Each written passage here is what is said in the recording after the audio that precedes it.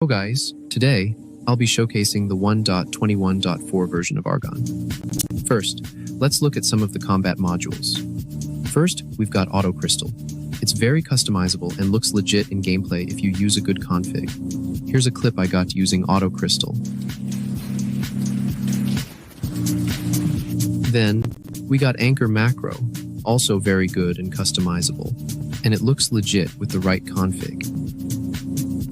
Now the Miss category is packed with useful stuff. For example, FreeCam is great if you want to find bases. And last up, we've got the Render category. Player ESP, for example, helps you see players through walls, so seeing them is way easier, and it doesn't lag at all. And finally, let's check out the Storage ESP, which allows you to find bases easily. Watch how I found a base recently on the Donut SMP. Wait for it.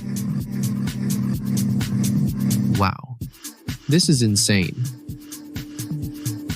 If you also think this was a crazy base, then join the Discord in the description.